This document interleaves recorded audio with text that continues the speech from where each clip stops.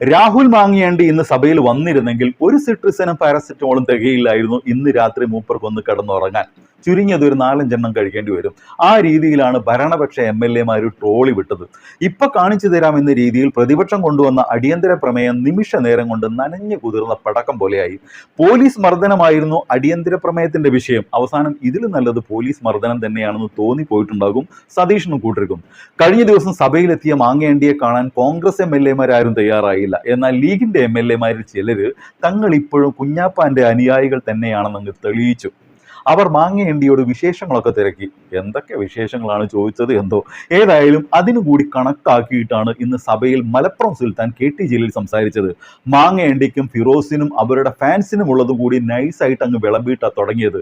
പിന്നെ പ്രതിപക്ഷത്തിന്റെ അടിയന്തര പ്രമേയത്തിന്റെ അടിയന്തരം നടത്തിയിട്ടാണ് മൂപ്പർ അവസാനിപ്പിച്ചത്. രാഹുൽ മാങ്ങിയാണ്ടി ഇന്ന് സഭയിൽ വന്നിരുന്നെങ്കിൽ ഒരു സിട്രിസനും പാരസെറ്റമോളും തികയില്ലായിരുന്നു ഇന്ന് രാത്രി മൂപ്പർക്കൊന്ന് കിടന്നുറങ്ങാൻ. ചുരുങ്ങിയത് ഒരു 4-5 കഴിക്കേണ്ടി വരും. ആ രീതിയിലാണ് ഭരണപക്ഷ MLA ട്രോളി വിട്ടത്. ഇപ്പൊ കാണിച്ചു തരാമെന്ന രീതിയിൽ പ്രതിപക്ഷം കൊണ്ടുവന്ന അടിയന്തര പ്രമേയം നിമിഷ നേരം കൊണ്ട് നനഞ്ഞു കുതിർന്ന പടക്കം പോലെയായി. പോലീസ് മർദ്ദനമായിരുന്നു അടിയന്തര പ്രമേയത്തിന്റെ വിഷയം. അവസാനം ഇതിൽ നല്ലത് പോലീസ് മർദ്ദനം തന്നെയാണെന്ന് തോന്നിപ്പോയിട്ടുണ്ടാകും സതീഷിനും കൂട്ടർക്കും. കഴിഞ്ഞ ദിവസം സഭയിലെത്തിയ മാങ്ങേണ്ടിയെ കാണാൻ കോൺഗ്രസ് MLA തയ്യാറായില്ല. എന്നാൽ ലീഗിന്റെ MLA ചിലര് തങ്ങൾ ഇപ്പോഴും കുഞ്ഞാപ്പാന്റെ അനുയായികൾ തന്നെയാണെന്ന് തെളിയിച്ചു.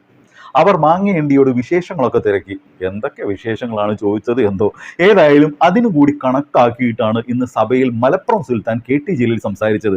മാങ്ങേണ്ടിക്കും ഫിറോസിനും അവരുടെ ഫാൻസിനും ഉള്ളതുകൂടി നൈസായിട്ട് അങ്ങ് വിളമ്പിയിട്ടാണ് തുടങ്ങിയത്.